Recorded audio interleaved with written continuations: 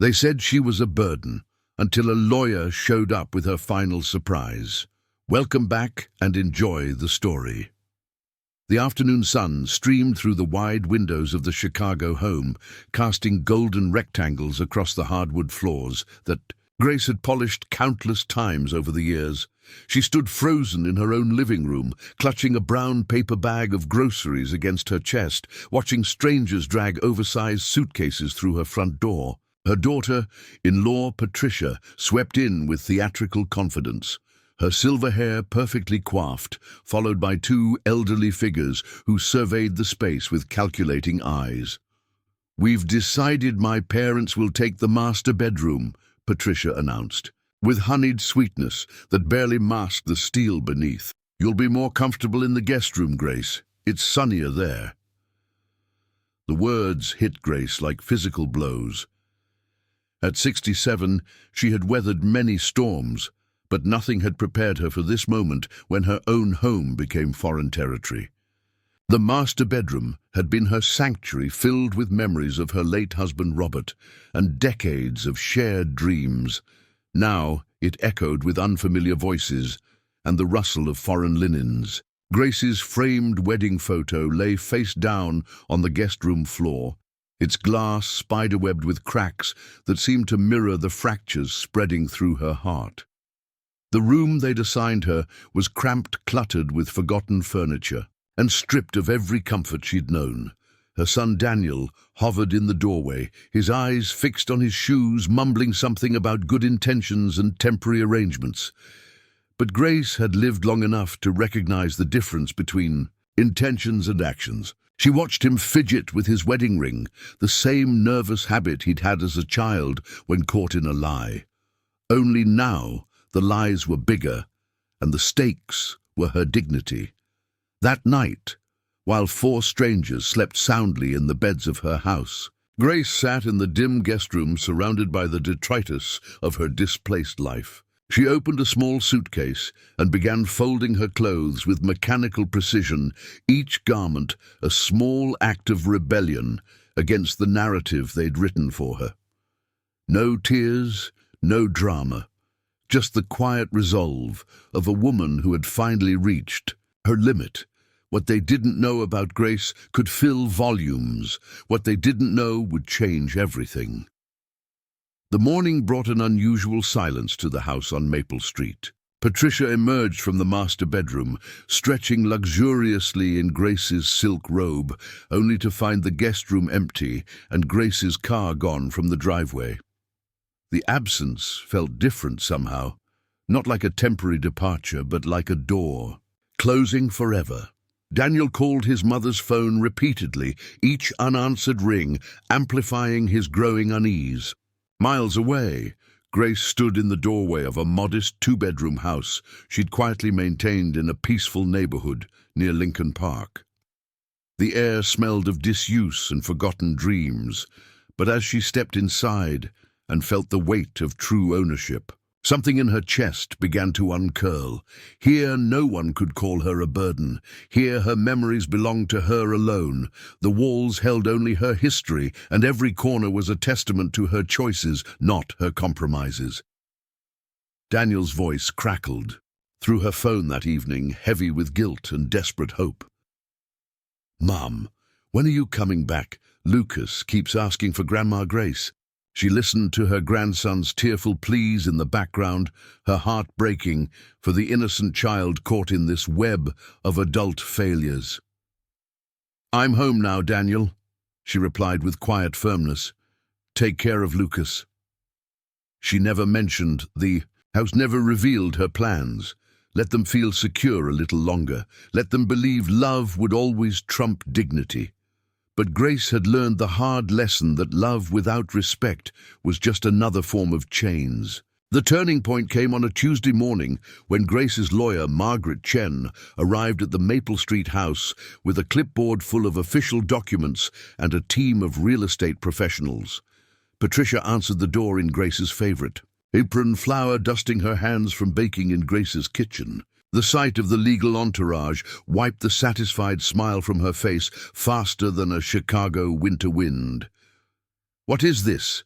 she demanded, blocking the doorway, as if she could stop the inevitable with sheer will.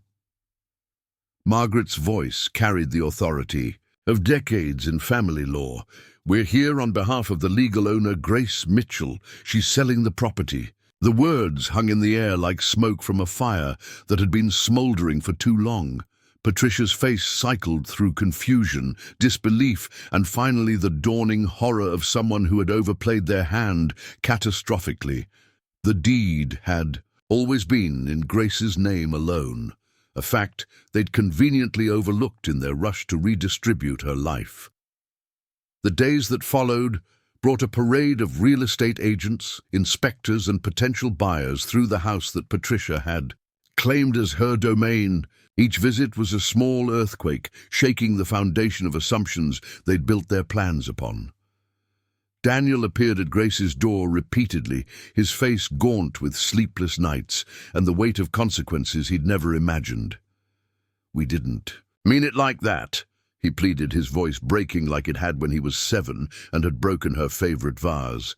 "Can't you help us just a little?"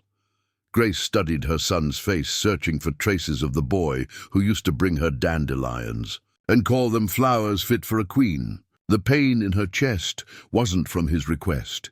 It was from remembering all the times he'd stood silent while others diminished her worth. "You had your chance, Daniel," she said, with the gentleness of someone who had found peace in difficult decisions. "Now live with your choices." The door closed between them, with the finality of years of small betrayals finally reaching their conclusion. The sale proceeded with the swift efficiency of legal machinery set in motion. Margaret handled every detail, every signature, every transfer of ownership that would empty the house of its unwelcome occupants. Grace watched from her new kitchen, window as moving trucks carried away the lives that had displaced hers. Patricia's parents shuffled to their son's cramped apartment, their golden years tarnished by their daughter's miscalculation. Daniel followed quietly, his shoulders bent under the weight of choices that had seemed so reasonable just weeks before. In her cozy home near the park, Grace began to bloom like a flower, finally given proper soil and sunlight. She enrolled in watercolor classes at the community center, her fingers remembering the joy of creation after years of serving others' needs. Long walks with Eleanor, a widow who understood the particular sting of being dismissed by family, became daily rituals of healing. They shared coffee and stories, laughter bubbling up from places Grace had thought were permanently dried up. For the first time in years, she slept deeply without listening for footsteps outside her door or voices planning her next displacement. The surprise came in the form of legal documents that would have made Patricia choke on her morning coffee had she known about them. With the proceeds from the house sale and her carefully guarded savings, Grace established something unprecedented, the Grace Mitchell Trust for Displaced Elderly Women. The fund would provide housing assistance, legal support, and dignity restoration for women who, like her, had been cast aside by those they'd sacrificed everything to love. It was more than revenge. It was redemption, transformed into purpose. The first letter of approval arrived on a Thursday morning, its official seal breaking open possibilities Grace had only dreamed of. Mrs. Dorothy Coleman, age 73. Had been living in her car after her daughter decided she needed the room for a home office. Now Dorothy would have her own apartment, medical care, and the respect that had been denied her. Grace held the letter with trembling hands, tears flowing, freely for the first time since that terrible afternoon. But these were tears of purpose, not pain.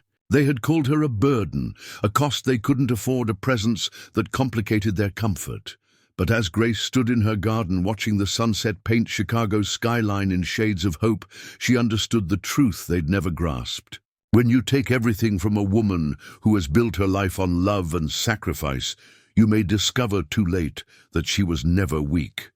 She was just waiting to reclaim her strength. And when she finally did, she changed more than her own fate. She changed destinies one displaced grandmother at a time, proving that the greatest burdens often carry within them the seeds of the most extraordinary blessings.